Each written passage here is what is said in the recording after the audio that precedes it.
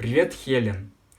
Сегодня репортаж о памятнике в Сасове великому писателю, лауреату Нобелевской премии. Но он не писал про летчиков, поэтому сделал еще небольшую литературную страничку. Вдруг захочешь делать шоу для зануд? А вот, пожалуйста, пробы уже есть. О летчиках в художественной литературе. Кому, читая книгу, начинаешь сопереживать, влезаешь в шкуру героя. Ты скажешь, продюсер шоу скажет, самый лучший литературный летчик – это Дамилола Карпов из романа Виктора Олеговича Пелевина. Но тут не про тех летчиков, которые летают лежа. Хотя это и современный тренд. Ричард Бах, сам летчик, полетал на разнообразных самолетах, но он понял, что если на такой скорости изменить положение хотя бы двух перьев, тело начнет вращаться, как ружейная пуля. И Джонатан был первой чайкой на Земле, которая научилась выполнять фигуры высшего пилотажа. Но курсанту будет трудно влезть в шкуру героя, если герой – чайка. Тоже относится к Антуану де Сент-Экзюпери. Ведь самый известный герой – принц. Но есть книга, герою которой будет сопереживать любой летчик на любом этапе жизни.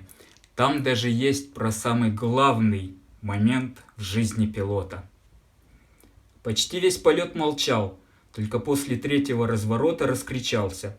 «Кто так делает коробочку? Тебе водовозом быть, а не летчиком. Угол упреждения кто будет держать?» А мне уже было все равно, как меня отчислят, с хорошей коробочкой или с плохой. И я не старался, и как-то даже чувствовал себя спокойно. Сели, зарулили, жду приговора. Опять взмах перчаткой. Давай еще. Голос строгий-строгий. Сделали еще полет. Сели. И какого черта он меня терзает? Весь полет молчит, не ругается. Значит, нечего сказать?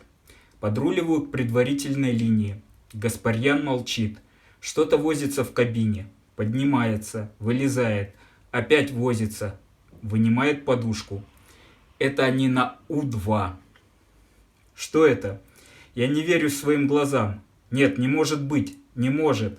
Гаспарьян спрыгивает с крыла, показывает мне 2 растопыренных пальца.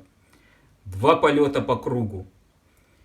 И мне вдруг стало страшно. Впереди никого нет, кабина пустая. Сделаю ошибку, кто исправит?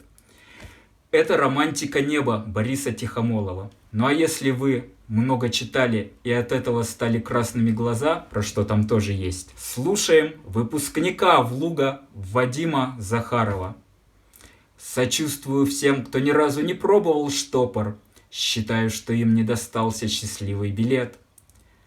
Теперь репортаж о Сасовском памятнике Эрнесту Хемингуэю. Цесна.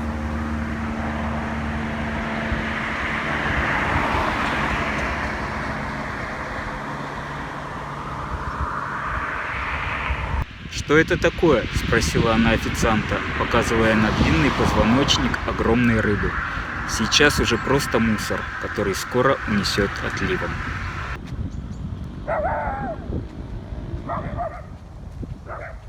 Чудо чудесное, единственный в России памятник Эрнесту Хемингуэю.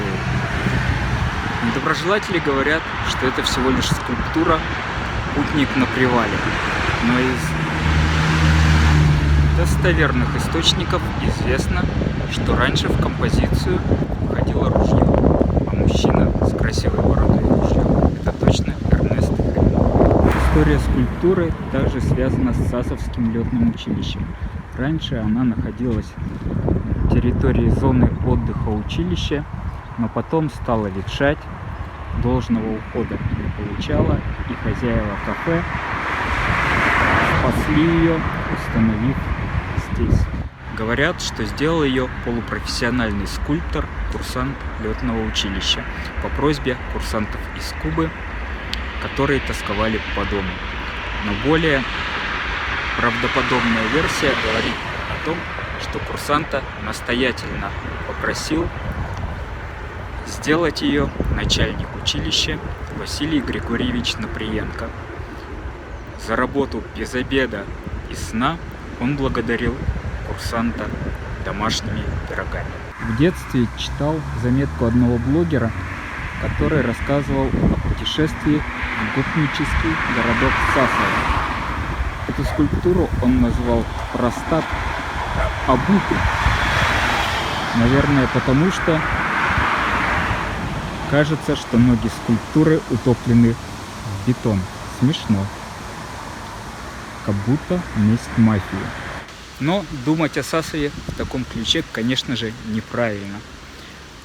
По-моему, наоборот. Эта скульптура говорит о том, что город отлично подходит для училища романтической профессии, и о нем знают даже в Центральной Америке.